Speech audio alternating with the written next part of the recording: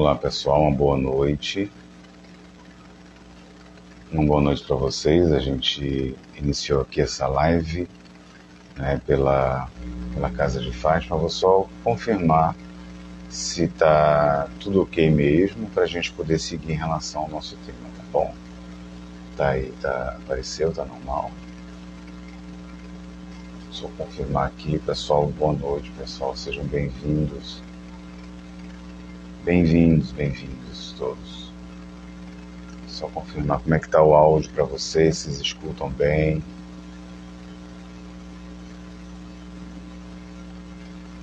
Tá aí, tá ouvindo bem? Tá. Só a gente confirmar esses detalhes técnicos e a gente vai prosseguindo, ok? Então, vídeo legal, áudio legal, então vamos dar seguimento. Em primeiro lugar, gente, olha, essa live de hoje, para quem não me conhece, eu me chamo Fernando Bem e eu estou aqui falando pelo Instagram da Casa de Fátima, uma instituição que eu fundei com muito carinho, que hoje tem tantos voluntários amorosos, gentis e que levam essa atividade não só aqui, como em outros grupos espalhados por aí. Eu falo numa perspectiva de fé, pela filosofia de Fátima, tá? Não pelas minhas convicções necessariamente científicas, pelo meu trabalho acadêmico, mas na fé. Mas é impossível a gente falar sobre algumas questões de fé que vão atravessar as emoções, os sentimentos, e a gente não trazer alguns ensaios, algumas questões que também são discutidas no meio acadêmico, que também são discutidas no meio dos estudos científicos, tá bom? As perguntas, elas serão anotadas pela Thaís e depois ela me fala, sinaliza e eu vou respondendo para vocês, tá? Hoje a gente vai falar sobre essa perspectiva de continuar vivendo quando se perde um ente querido. Antes da gente iniciar a falar, uma coisa também que é legal a gente trazer aqui. A filosofia de Fátima não excomunga ou não critica o fato das pessoas irem para o carnaval, não, muito pelo contrário, tá? Essa crença espiritualista de que uma horda de espíritos malfazejos vão vir porque é carnaval e é a festa da carne, a gente não tem essa perspectiva, respeita, mas não tem. Na nossa crença, pela filosofia de Fátima, tem pessoas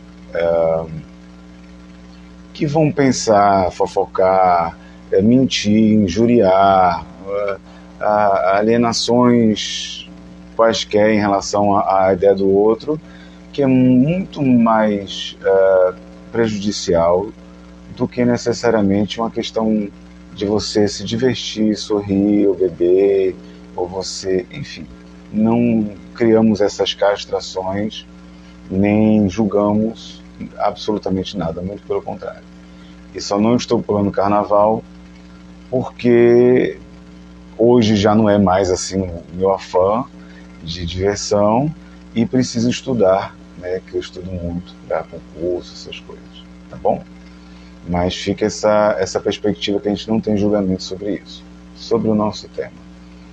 Tudo que eu falar aqui, eu queria que vocês guardassem.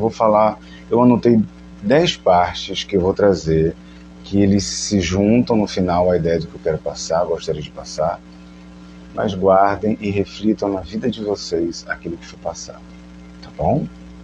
Primeiro é o seguinte: as relações familiares, elas são construções sociais e de ideias. O que isso quer dizer? Essa construção de que a gente vai estudar, arrumar um bom partido, acho que nem falo hoje assim, um crush legal, bonito, que a gente vai trabalhar e ter um bom salário, que a gente vai ter uma casa, um carro, condições para a questão da saúde. Isso é uma construção social. Muda de cultura para cultura. algumas culturas mais agrícolas, mais afastadas da cidade, dessa perspectiva urbana, elas têm uma outra de cultura e vão ter outra perspectiva.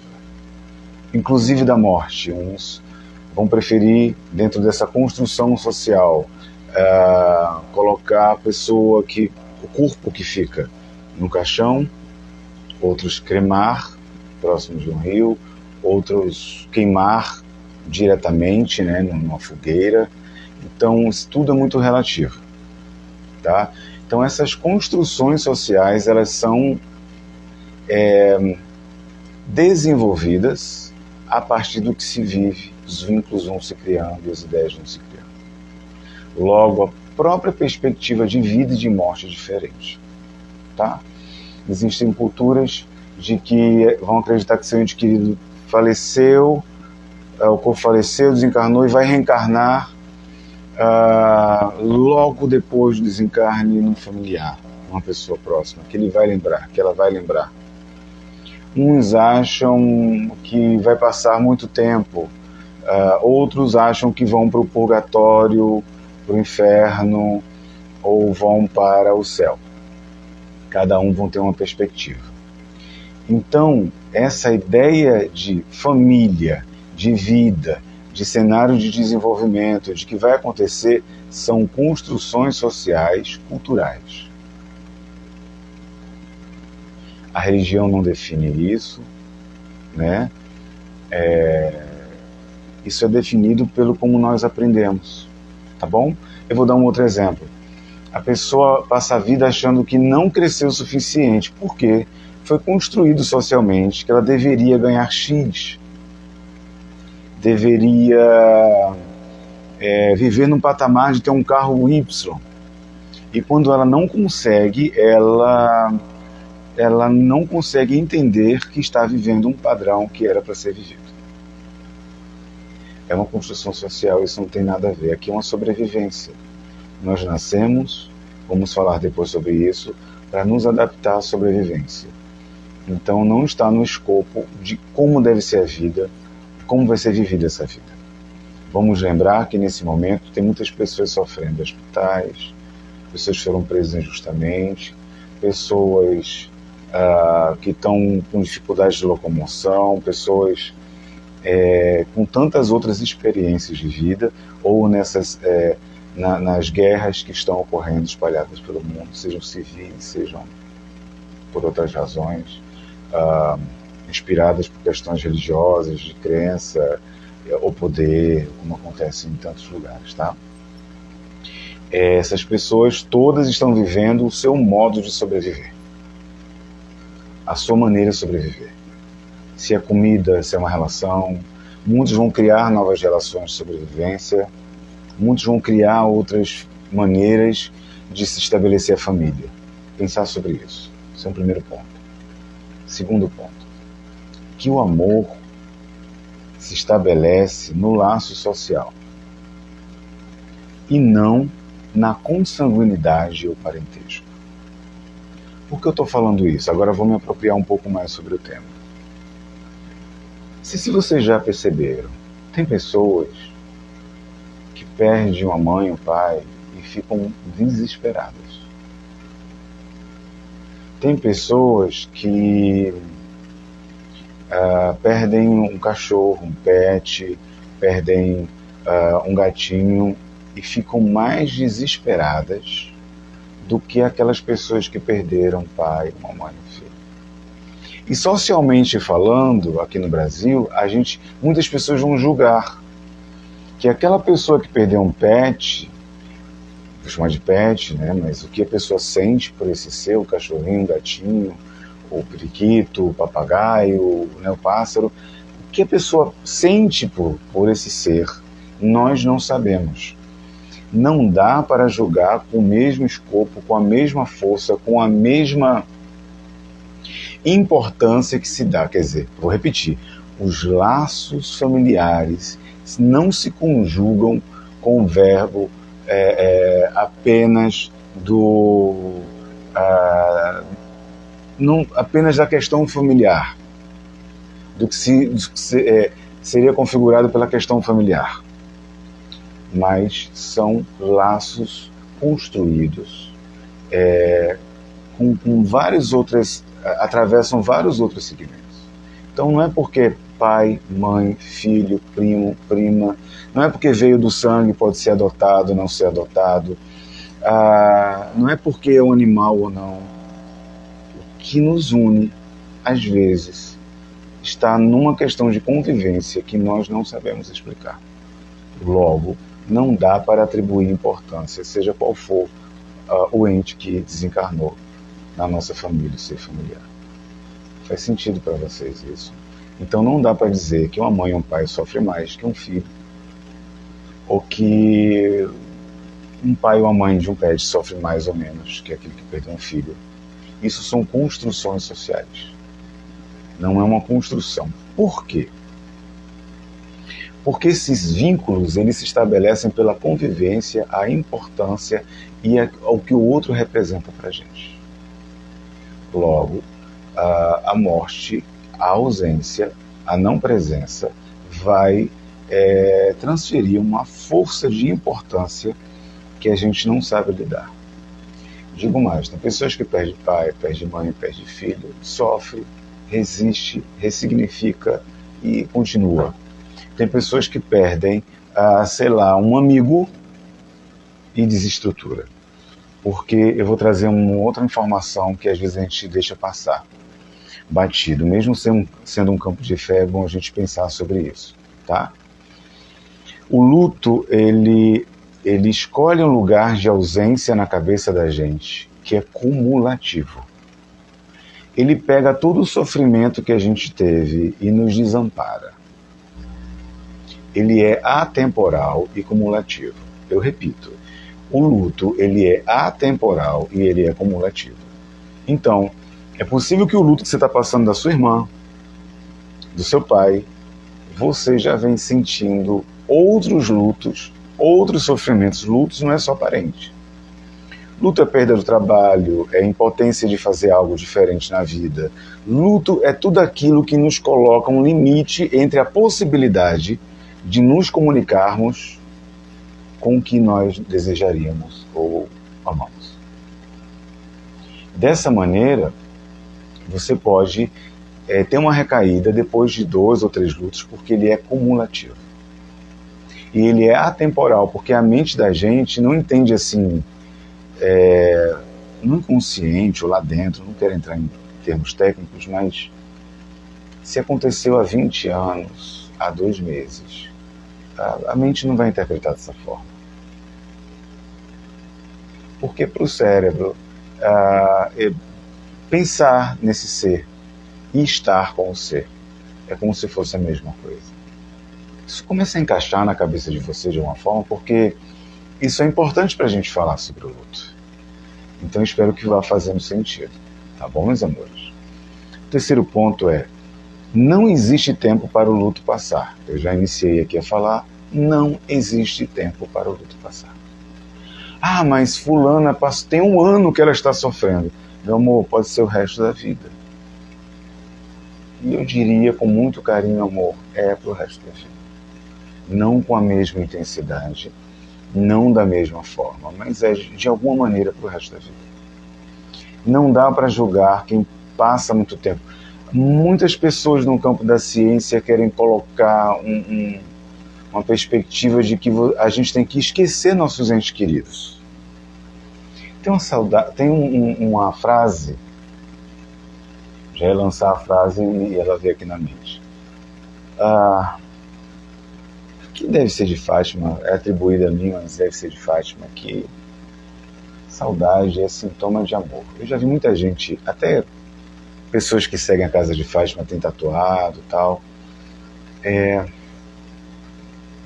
Isso quer dizer que é impossível a gente sentir saudade daquilo que a gente não gosta.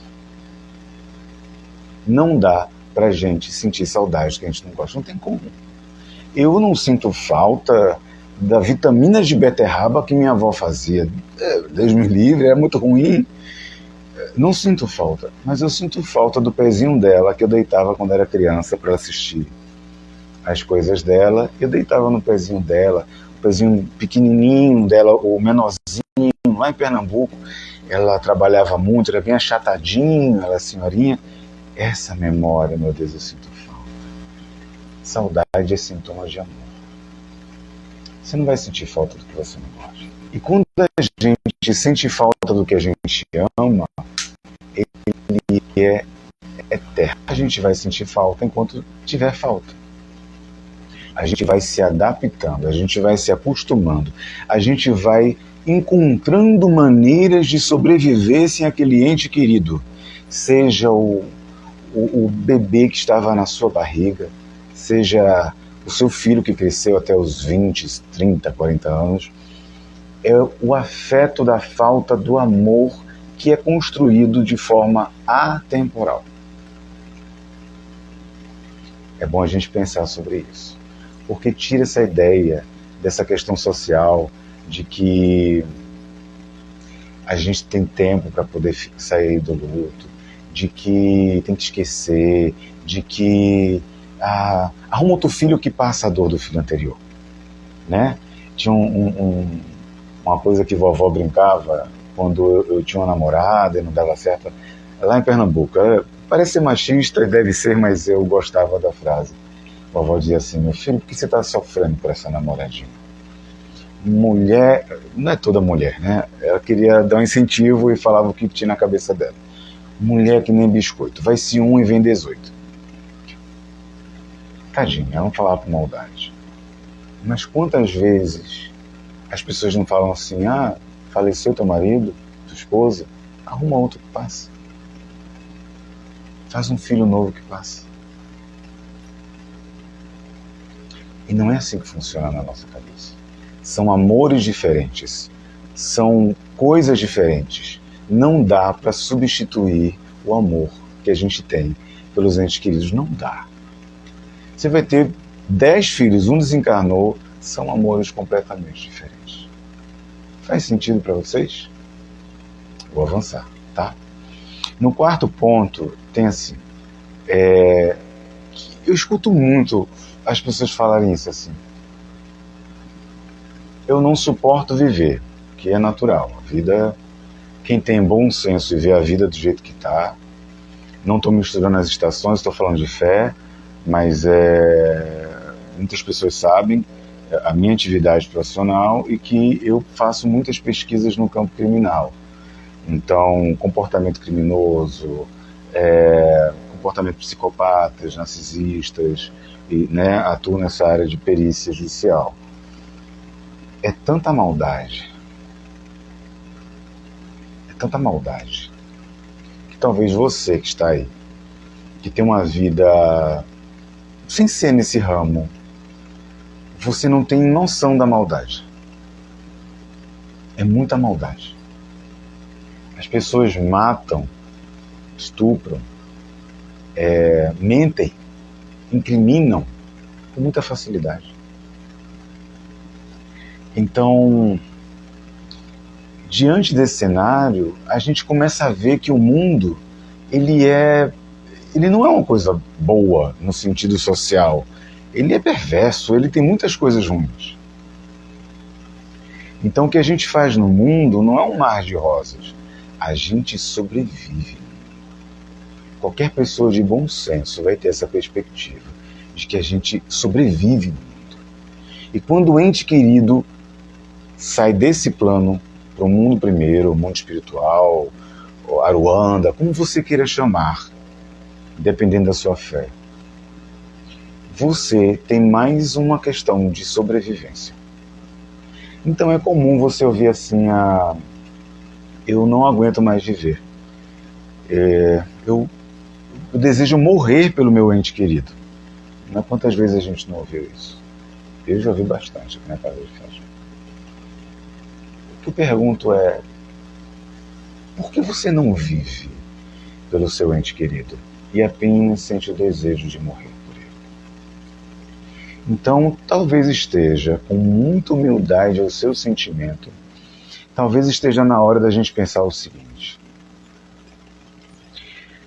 o desejo de morrer e o luto são duas coisas diferentes.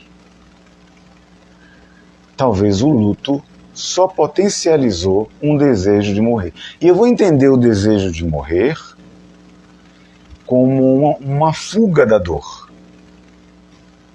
Amores, tá aqui ligado o ar, tá? Mas está muito quente, né?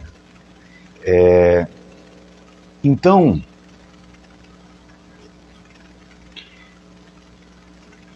eu vou entender esse desejo de morrer como fuga.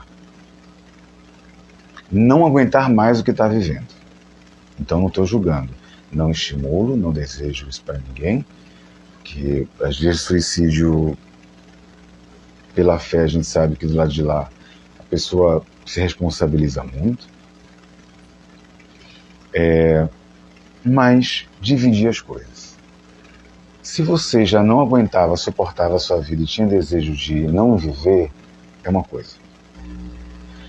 O luto vai potencializar tudo aquilo que você tem dentro de você. Vai vir a depressão, vai aumentar a ansiedade, esse desejo de fugir. Porque o luto ele vai tirar de você uma coisa que você é uma amputação. Vai tirar de você algo que você não estava preparado para que fosse tirado. Porque nós não somos. Você lembra do primeiro ponto? Quem não assistiu, quando salvar, assista, tá? Que eu tentei esquematizar aqui de uma forma para a gente ter uma lógica de progressão de ideias. A questão do luto é a gente construiu a ideia de que a gente não ia perder nossos filhos. Quem é que vai, na nossa construção social, ter um filho e dizer assim, não, olha, ele pode morrer a qualquer momento, com 3, 4, 5 anos, não vai. A gente não se constrói culturalmente assim. Então, será que não está na hora da gente pensar de uma forma diferente? Em vez de pensar em, eu vou morrer pelo meu ente querido, não pensar diferente. Eu vou viver por ele. Eu posso não suportar a ausência, mas eu vou viver por ele. Eu vou sentir isso, mas eu vou tentar continuar por ele. Por que não pensar dessa forma? Vou seguir, tá? A vida, como eu falei, ela é sobre sobrevivência. Ela é sobre adaptação. Não é sobre as coisas serem de acordo com como a gente deseja. Se fosse do jeito que eu desejo, meu amor, o bairro de Sepetiba estava todo mundo comendo bem, se vestindo bem, não tinha, sabe, as coisas que eu vejo, que para mim é extrema violência, estava todo mundo feliz. Tinha praça, não haveria corrupção política, nada disso, seria uma beleza. Mas a vida não é sobre o que eu desejo. A vida é sobre como eu me adapto com os problemas que tem na vida. Vê se faz sentido para você, meu amor. Você vai ficando velho. Você tá. A maior parte do pessoal daqui já, como eu, passou dos 40, 30 anos. A gente se adapta. A gente já não usa mais a mesma roupa. Não dá.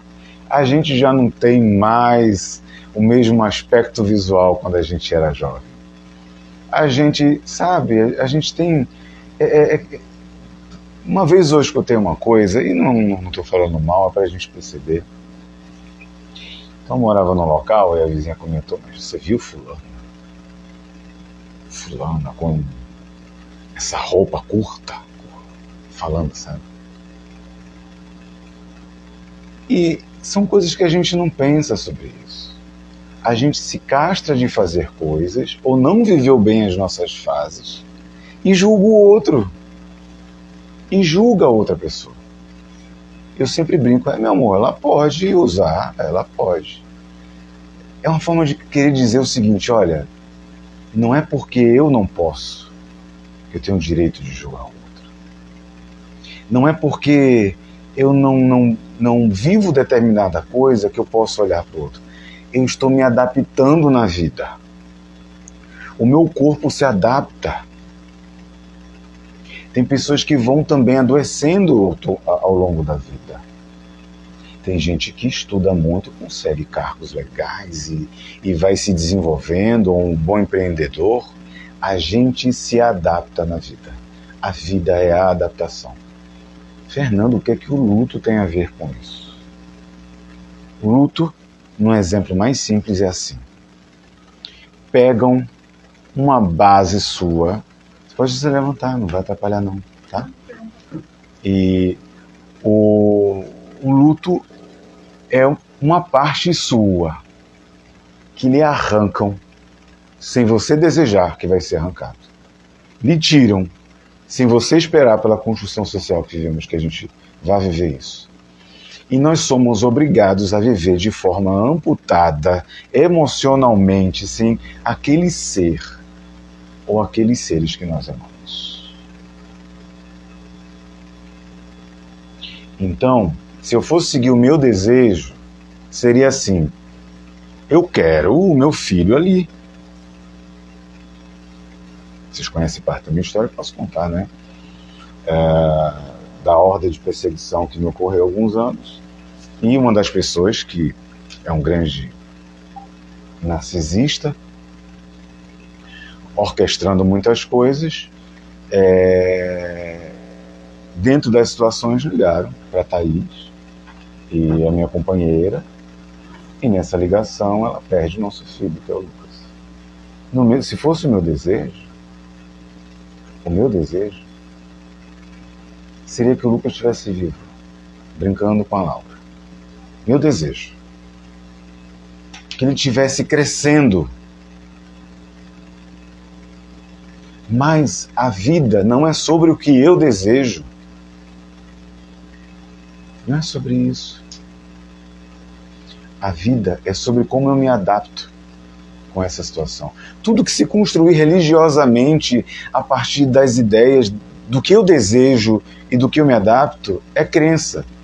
O real é assim: ou você se adapta, não, ou você não sobrevive. Mas, Fernando, eu vou me adaptar sem sofrer? Nunca. Vai sofrer. A gente está aprendendo, junto com a filosofia de Fátima, a sustentar a nossa angústia, a sustentar a nossa falta, a sustentar a vida apesar da dor da falta. Então não é sobre desejo, é sobre a gente se adaptar a isso. O trabalho de fé das cartas de Fátima não é sobre o meu desejo de ter uma carta. É sobre eu me adaptar e as pessoas que recebem fortalecer minha fé para que eu consiga lidar com isso. Mas como eu posso fazer? Vou trazer as próximas partes para a gente pensar junto, tá bom? Porque a gente não consegue fazer isso simples. Como é que isso pode ser feito? A gente precisa... Tem uma coisa também que vai contra fluxo da ideia de muitas pessoas da área da psicologia, da ciência. Eles querem que a gente arremesse a ideia do amor que a gente tem em nossos entes queridos no lixo. É para a gente esquecer. Eu vou falar de encontro a isso. Pela filosofia de Fátima, eu vou te falar, nessa perspectiva interreligiosa, eu vou te falar, que você deve criar, construir os lugares de comunicação com o seu parente. O corpo não está mais ali. Aí a nossa mente não sente, não pega, não cheira, não escuta. Aí é mais difícil dar a ideia de que possa existir, apesar da morte do corpo físico. É natural a gente sentir isso, né? Mas a gente não precisa deixar de se comunicar. Fernando, como é que eu posso me comunicar? Amor, quem é de axé, axé. Quem é de amém, amém. Sabe? Quem é de orar, ora. Quem é de medita, medita. Eu, na minha fé, acendo uma vela. Acendo uma vela para o meu filho e eu converso com ele. Entende? Dou bronca para ele. Não interessa no mundo lá como tiver, eu converso com meu filho. Porque o corpo pode não estar ali, mas o meu amor não morreu. E se o meu amor for capaz de vencer a ideia da morte, quem é capaz de destruir minha capacidade de me comunicar com ele? Eu vou repetir. Se o meu amor não foi capaz de desassociar, de se perder, apesar da maldade que levou à morte física do meu filho, quem é que vai? Quem pode dizer para mim que eu não posso me comunicar com ele? Acendo a vela e eu converso com ele. Tá? Então, eu conheço pessoas que fazem festas de aniversário para o seu ente querido. Eu conheço pessoas que fazem bolinho no fim da tarde, conversa. Gente, eu estou falando de comunicação. Eu não estou falando no que instiga a perda do próprio laço social. Tá? Eu estou falando em festejar a sua vida e incluir aquele ser na sua vida. Minha mãe desencarnou, eu tinha 21 anos. Eu ia fazer 21 anos, eu tinha 20 anos de idade, né? Mas sempre que eu posso, eu incluo ela. Vou fazer a defesa de mestrado, agora há pouco na UERJ, dia 20. Ela está lá na dedicatória. Eu passei na seleção de doutorado, inicio em março. Ela vai estar lá, com certeza, na dedicatória da tese, quando eu concluir. Entendeu? Estou estudando para concurso. Meu amor, na hora da nomeação, eu vou estar honrando a minha mãe. Eu vou incluir a minha mãe, meu filho, em tudo aquilo que eu fizer na minha vida. E não excluir. Eis uma forma da gente se adaptar na vida. Eis uma forma da gente continuar a viver sem perder esses laços de comunicação com quem amamos. Faz sentido para você? Coloca aí para mim assim, faz sentido isso? Está dando liga no seu pensamento, essas ideias?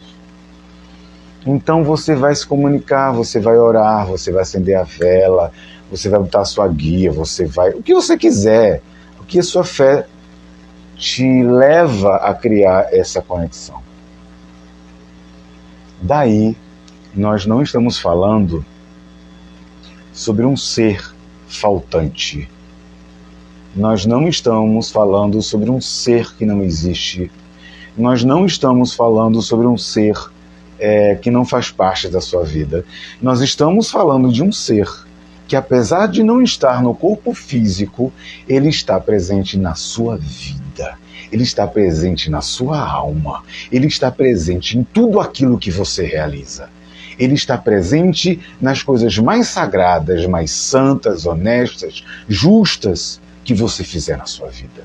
Você não está falando de um ser que morreu, mas de um corpo que pereceu. Você não está falando de um ser que é irreal. Você está falando do seu maior amor que vive em outro lugar, que você às vezes não dá para perceber, mas que está aí dentro de você, de um jeito que você desconhece, de um jeito que você não sabe nem articular. Então, não é sobre perdoar aqueles que não entendem o nosso amor. Porque se você não ama, você não vai sentir a falta do seu ente querido. Ou, o que o Aloysio me fala aqui, já que a gente está nesse campo da fé, algumas pessoas podem amar e não sentir falta? Podem. Mas como, Fernando? São pessoas que mentalmente culpam o outro. Aconteceu comigo quando minha mãe faleceu. Eu tinha 20 anos, ela faleceu nos meus braços. Ela estava lutando com um câncer no pulmão. E ela teve uma parada cardíaca, eu tentei reanimar. Foi material de muita terapia, muita conversa. Hoje eu compreendo um pouco melhor a situação. E durante um tempo eu culpava minha mãe. Como, minha mãe, você me deixou? Veja, pensamento infantil.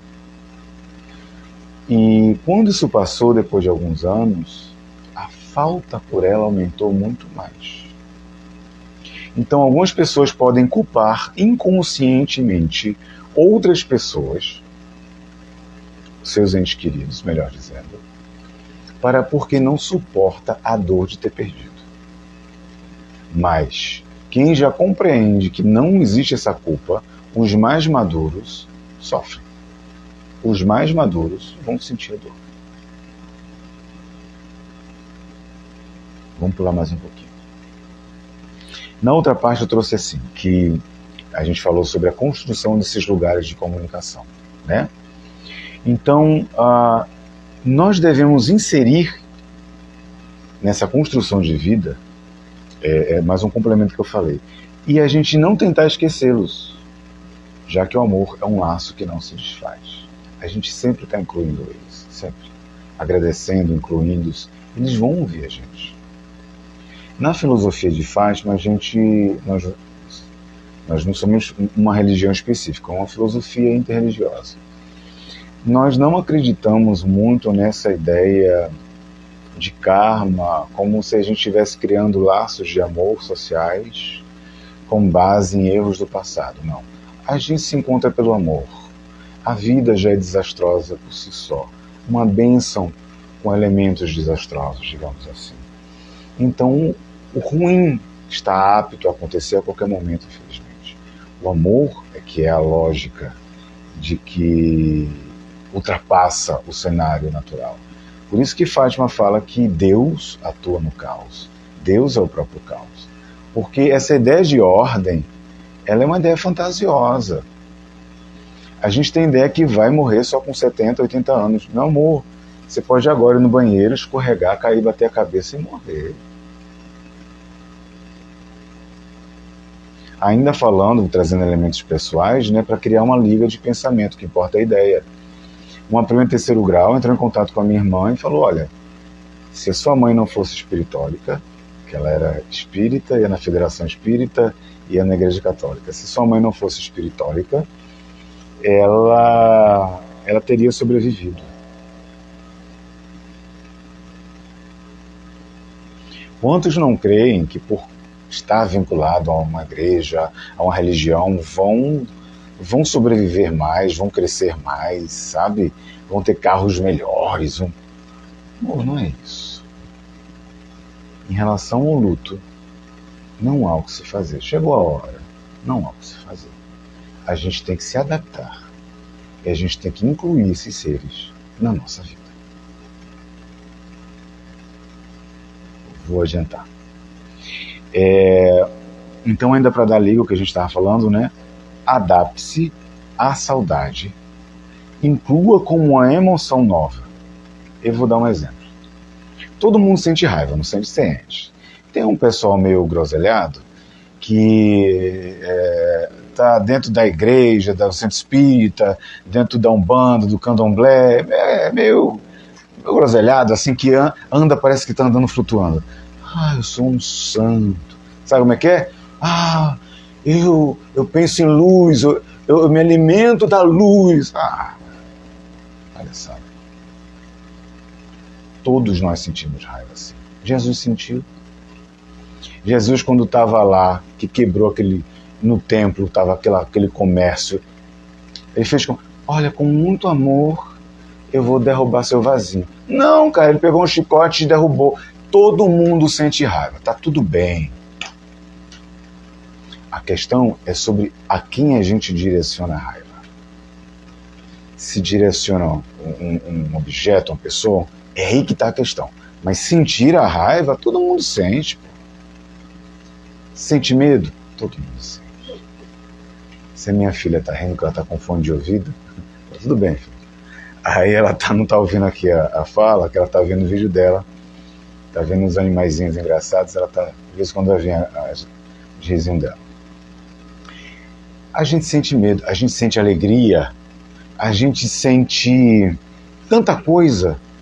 Então está na hora de colocar no rol da nossa lista de emoções a saudade. Normatize a saudade desse ente querido. Não dá pra gente ser infantil. Quando a gente é criança, eu vou brigar com Deus. Deus tirou que eu amo, não acredito mais em Deus. Não dá pra gente mais agir. Respeito quem sente, Mas não dá para sentir isso. Porque a gente tem que se adaptar com essa saudade. Então você vai trabalhar sentindo falta. Você vai beijar o teu esposo sentindo falta. Você vai cuidar dos seus outros filhos sentindo falta. Você vai continuar sua vida sentindo falta. Fernando, não consigo. Tudo bem, isso é uma outra questão. Ninguém é obrigado a seguir isso ou agir dessa forma igual aos outros. Não é sobre isso. Eu estou falando que, para se adaptar, a gente tem que normatizar a saudade como uma emoção. Senão, a gente vai achar que é uma doença, que é uma coisa, sei lá, um elemento ali que é sempre ruim. E faz parte do processo. Faz parte você chegar num momento que você está crescendo na vida, olhar, eu não estou com a pessoa que eu amo aqui. Não estou com meu parente aqui. Então, normatize a saudade. Não fique se culpando, pô. Sabe? Não fique se culpando. Tem um pessoal que, eu não vou beber minha cervejinha porque meu marido morreu. Amor, eu sempre brinco isso nas reuniões, eu vou brincar aqui com vocês. O tempo de lá é diferente do nosso, né? Então, se seu marido faleceu há 1 ano, aqui, lá pode ser 10 anos. Mozinho, teu marido 10 anos sozinho sem você. Ah, meu amor. Aí ela tá vendo? Tu já virou amante, tu não sabe. Entende o que eu quero falar pra você assim? A vida continuou, te ama, mas continuou.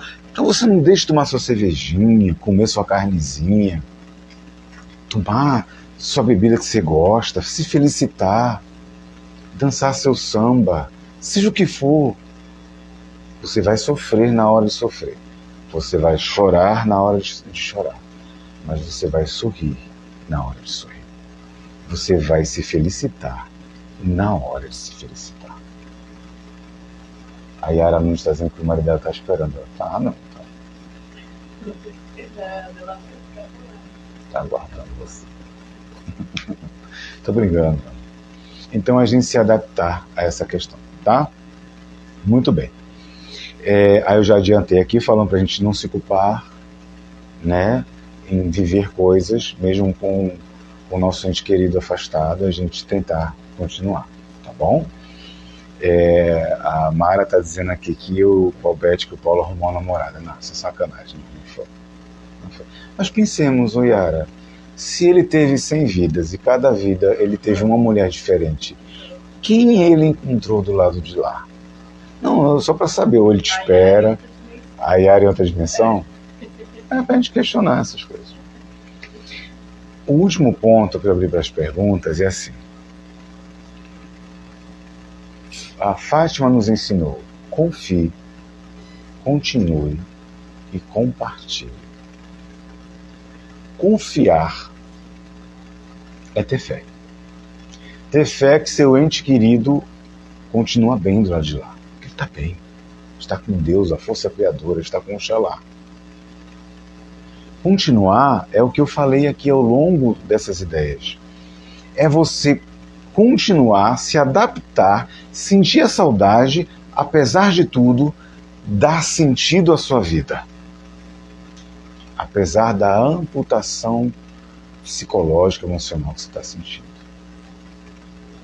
E compartilhar é que quando você chega ao ponto de confiar e continuar, você precisa acolher outras pessoas. A Fátima nos fala isso, a nossa religião é o outro. Deus vive no olhar do outro. Eu não tenho como enxergar Deus se não for pelo olhar do outro. Se eu não faço bem, o mundo não se desenvolve.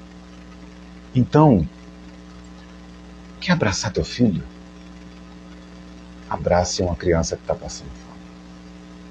Quer abraçar o teu marido? Abraça um morador em situação de rua, uma pessoa que está agora, um senhor que está agora abandonado nos abrigos pelos seus filhos vivos. Quer abraçar sua irmã, seu irmão? Abrace alguém no instante da oração, da fé, e dê o seu melhor para ela. Transforme a sua profissão como um elo de vínculo divino para você fazer o melhor que você pode. Seja com a caneta, seja com o papel, seja com a arma, seja com a sua mente, a sua voz. Faça o bem. Faça o bem, que é assim que a gente encontra os nossos entes queridos. Então confie, continue e compartilhe. Essa é uma maneira, talvez não única, não simplista, não reducionista, mas de encontrarmos sentido, de continuarmos, apesar da falta. Eu queria abrir espaço, Thaís, para as perguntas que foram feitas, para a gente já ir trabalhando. Isso é um ensaio filosófico e a ideia não é passar muito tempo a gente pensar. Quem estiver curtindo o carnaval, for amor, vão se divertir. Meu amor, não vai ligar ao espírito obsessor. Não para com isso, meu amor. Eu sempre brinco isso nas palestras. Ai, eu não vou namorar com meu marido que o obsessor está vendo. Meu amor, se você fosse a Gisele Bündchen, se você fosse, sabe, a Paola Oliveira, que eu acho ela uma mulher linda, Diogo Nogueira, me desculpe. Mas olha para você, meu amor, o obsessor vai escolher olhar para você e dizer: ei, meu Deus, não vou aqui, eu vou para outra lá. Não vai. Amor, carnaval é vida. Tem coisas ruins, tem como em tudo. Mas é felicidade, não julga ninguém, vai se divertir, tá? As perguntas. A Bebita Gabriele perguntou se os vínculos familiares nessa vida nem sempre está ligado à vida passada. Não, nem sempre está ligado à vida passada. Se vocês não viram a pergunta da Gabriele é assim: se os vínculos dessa vida nem sempre estão ligados à vida passada. Para a filosofia de Fátima, os vínculos nem sempre são ligados, porque a gente está em constante... Eu vou dar uma coisa, vai parecer muito simplista, mas é a ideia central de Fátima. Nós todos somos um só. Corpos e territórios que nos distribuímos de uma única força criadora. Então, se esse mesmo ser que encarnou fez vínculo ou não, isso não faz diferença nenhuma. Tá? O que importa é que se constrói. A gente está construindo laços, não cumprindo um mandato de karma do passado, mas laços de amor. A vida é construção, não só reparação. A vida é construção e desenvolvimento. Eu acho que assim se fala. Ivilima. Tá, Evilima. Não, ouvi de uma pessoa que o fato de eu chorar muito pela partida do meu namorado faz com que ele sofra. Isso é real? Não, ela está perguntando que o fato de alguém falou que se ela chorar ou pela partida do namorado ele está sofrendo muito. Mas isso é mentira. Isso é mentira. E eu vou te falar por quê. Os desencarnados, pela perspectiva da filosofia de Fátima, eles assumem um papel... Presta atenção, meu amor. Avalie com a lógica. Você vai se lembrar de 100, 200, 300 vidas. A sua expansão consciencial não vai caber com o limite dessa vida física. Se eu vejo uma pessoa chorando, por exemplo, sei lá, vou dar um exemplo bobo, tá? Me separei de alguém, aquela pessoa está chorando muito. Meu amor, eu vou sentir, eu não queria ver a pessoa triste, mas eu vou saber que ela está, de alguma forma, tentando se adaptar àquela nova realidade. E eu vou estar ali para apoiar, né? Mas imagina, estou dando um exemplo muito bobo nesse caso, mas imagina o teu namorado, ele sabe que você está chorando por ausência, mas ele não vai sofrer com isso. E as pessoas que acham que um ser desencarnado sofre pelo fato da gente estar chorando, é muito masoquismo, porque ela não quer sofrer só. O outro tem que sofrer mais do que ela também. O desencarnado tem que sofrer muito também. O desencarne é uma maneira pela qual nós vivemos numa dimensão onde o tempo e o espaço não cumprem a mesma realidade que a nossa. Logo, a compreensão das emoções são de uma forma distinta. Então, eles não vão sofrer pelo nosso sofrimento. Isso é transitório, o nosso sofrimento. O amor deles é eterno. Às vezes a pessoa fala isso só porque não tem mais ver outro chorar. Boa. E Pode acontecer de pessoas também que não querem ver você chorar, não querem nutrir aquele apoio durante muito tempo, aquela rede de apoio. Não chora não. É mais para você silenciar alguns casos do que te dar um apoio mais contínuo, porque nós em luto somos muito chatos, né? No sentido assim, as pessoas não querem mais ouvir a gente falar sobre nossos... ultrapassa isso, porque as pessoas não querem ouvir. Essa é a verdade. E a gente sabe que é tão bom falar. Que a gente não está falando e chorando como dor. A gente não quer escapar nenhum detalhe do que a gente lembra de quem a gente ama. Né? Já foi a pergunta da Joelma agora. Ela diz assim, como conseguir me conectar? Entender os sinais, saber se está perto, se está longe. Tá. A pergunta de quem? Joelma. Joelma, perguntando como se conectar. Meu amor, olha só. Estamos em mundos diferentes. Eles estão conectando o máximo que eles podem. A gente não vai captar sempre. Uns sonham, uns sentem arrepio, uns sentem a presença, sentem um calor, sentem uma lembrança tão forte que começa a chorar. É o mais que acontece, tá? Eles se aproximam, você começa a chorar, porque está sentindo a presença deles. O que não ocorre é assim, a gente tem que parar de querer controlar as coisas. Nós somos muito controladores, amor. Digo você não, estou me incluindo no rol dos controladores. A gente não quer só que os nossos parentes se comuniquem. A gente quer que se comunique agora, hoje, e tem que dizer aquilo que eu quero ouvir. Porque é o nosso tempo de suportar a dor. A gente não suporta mais a dor. E a gente precisa de respostas imediatas, porque a dor está insuportável na nossa cabeça. Então, não é desse jeito. A comunicação está ocorrendo, mas a gente precisa relaxar, orar. Mas eu vou voltar. Não é sobre só comunicar de uma maneira direta. É sobre você entregar a sua vida a um roteiro de sentido, que a comunicação seja a sua própria vida. Deixe o seu parente se orgulhar da pessoa que você é. Se o seu filho chega lá com os amiguinhos dele do lado de lá, o que é que ele vai dizer? Que a mamãe é o quê? Que o papai é o quê? Né? Não, o papai chora, sofre, mas olha, está lutando, está fazendo o melhor que pode na sua vida, na sua profissão. Deixa seu filho se orgulhar de você. Deixa seu marido, sua esposa, seu parente, deixa ele se orgulhar de você. Tá? Tem mais perguntas? Bem, eu não entendi muito, mas eu vou ler porque isso Janaína, ela disse assim, perdi meu filho há 3 meses e só no enterro dele percebi que minha genitora perdeu o filho mais novo dela e minha irmã também. Tem alguma explicação para essa situação ou apenas coincidência? Tá falando que ela perdeu filha, teve outras pessoas na família que perderam e tal. Não, não tem. Não busque esse sentido mórbido. Não busque o sentido ruim. Não. Veja para o outro lado. São experiências que estão parecidas e que vocês podem se dar rede de apoio. Não é melhor pensar assim? Tem outra pergunta?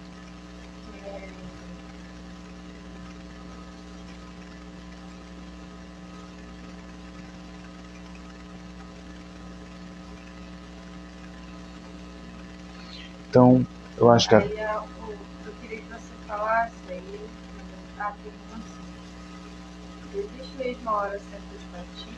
Tá.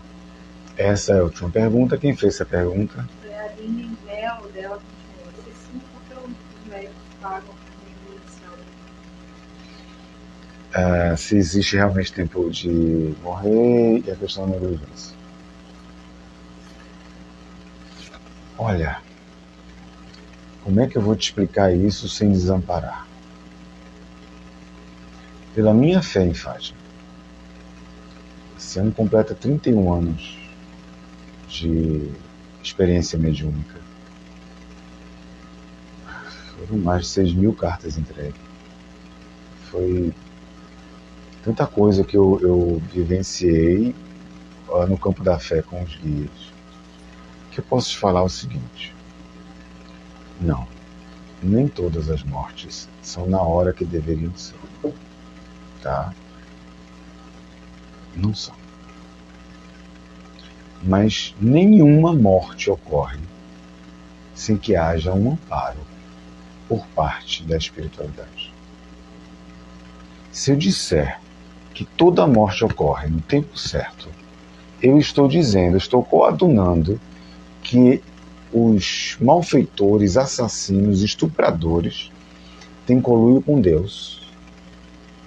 Eu estou dizendo, se tiver o tempo certo, de que aquela mulher foi estuprada porque Deus quis, para pagar um mal passado. Meu amor, nenhuma mulher merece ser maltratada. Nenhuma criança merece ser morta. Não interessa o que ela fez no passado. Não interessa. Então, nem tudo ocorre na hora que é. Mas todos que passam pelo processo da morte são amparados pela força criadora, por Oxalá, por Deus. Agora, a sua mente não deve ficar preocupada em buscar só responsáveis. Você pode até buscar, contanto que isso não te destrua por dentro. O que eu estou querendo falar com isso é assim, que nós temos responsabilidade na vida. Enquanto nós formos caridosos, fizermos o bem, buscarmos maneiras de ajudar as pessoas em menor ou maior quantidade, respeitando o ser humano, mais chances nós criamos para que as maldades não sejam perpetradas. Porque serão menos jovens em busca de drogas, serão menos jovens em busca de ostentação boba, e menos jovens na garupa de uma moto achando que ser bandido é legal, essas coisas esdrúxulas. Nós vamos fazer o bem, educar nossos filhos, educar nossos jovens, e aí essas crianças e esses jovens serão os médicos, serão os delegados, serão os juízes, serão os promotores, serão os agentes públicos ou não responsáveis pela ordem e pelo segmento de justiça da nossa sociedade. Eu vou inverter a pergunta. Nós, enquanto pais, estamos cuidando para que nossos filhos sejam esses agentes garantidores da lei e da bondade no futuro, ou estamos negligenciando o nosso papel? Vamos pensar nisso. Concluo meu ensaio filosófico. Tem mais uma coisa? É só que eu preciso fazer comentário com algumas pessoas perguntando sobre as viagens. Sobre viajar para determinados estados. Eu preciso de informações, tá? Tá. Eu acho que essa pergunta ela não caberia muito ao tema, mas eu vou falar assim mesmo, com todo carinho a pergunta, tá? Eu respondo ela, aí desenvolvam, comentem, pensem, leiam os livros. Gente, tem quantos livros? 32 livros lá, né, Thaís? Que eu recebi de graça pela fé para você baixar. Vai lá, vai estudar, vamos trocar ideia. Enfim. Sobre as viagens, meu amor, eu tinha a seguinte crença. A Fátima queria que eu desenvolvesse um trabalho de fé. E eu fui fazendo. Esse trabalho tomou proporções em relação às viagens. O que eu fiz na época? Eu me adaptei para cumprir essa demanda das viagens. Eu trabalhava como tosador e trabalhei como fotógrafo. É o que me mantinha. Trabalhava nos dias que eu não viajava. Nunca ganhei nada das viagens. Todos os organizadores sabem disso. Eles conseguiam passagem por milhas, local para ficar, fazer o trabalho e voltar. E fazemos um trabalho magnífico de bem, de caridade, que era pedir os alimentos para a gente doar. Tudo muito bem registrado, catalogado. Tá? Só que chegou um tempo que veio a pandemia, não dá para viajar. Meu amor, pensa comigo, né? É uma pandemia. Matou milhões de pessoas. Então não dá para você, humanamente, fazer reuniões de cartas sabendo que aquilo pode gerar uma propagação em relação ao coronavírus e matar mais pessoas. Isso é uma responsabilidade. Você me desculpe, isso é uma responsabilidade. E aí, como a pandemia durou um tempo, eu fui me estruturando para um estilo de vida que realmente agora eu me encontro. Eu me formei em psicologia. Estou há 2 anos e meio formado. Fiz minha pós-graduação em Lato Sensu. Estou dividindo só porque é bom a gente conversar. Iniciei minha pós-graduação stricto sensu no mestrado. Pego meu título de mestre agora com defesa dia 20. Passei no doutorado. Estou estudando para concurso. Estou clinicando muito. E estou atuando como perito judicial. Humanamente, eu comecei a fazer isso para poder organizar e dar o melhor para minha filha e para minha família. Humanamente, mesmo tendo passado a pandemia, fica difícil viajar e dar seguimento a essas coisas, compreende? Então, algumas viagens estão marcadas. Esse ano para Santa Catarina, novamente, para São Paulo, novamente, e para Rondônia. Estão marcados. A Casa de Fátima, a partir de março, vai ter reunião todos os meses. Não dá para viajar mais como antes, porque eu vou focar nisso. Amores, eu estou estudando para concurso, essa é a minha vida, né, de trabalho e tal, mas eu posso falar. Passei agora no concurso público e estou esperando ver se eu me classifico para uma segunda etapa, que é um teste de aptidão física, que eu acho que vou passar, tá, pela nota que eu tirei. Se eu não passar, meus amores, eu vou estudar mais até passar. Porque eu me recuso a ser um pai, tendo saúde, e não dar o melhor para minha filha, que tem 7 anos. Ela vai ter, sim, o melhor de saúde, de passeio, Então, eu quero falar isso para você pelo seguinte. As viagens ocorreram num período da minha vida que dava para fazer. Hoje já não dá mais tanto para fazer. Eu quero fazer. Agora eu vou fazer o que, na medida que eu puder realizar. Tá? E eu quero que você compreenda isso. Você que é pai, você que é mãe, compreenda.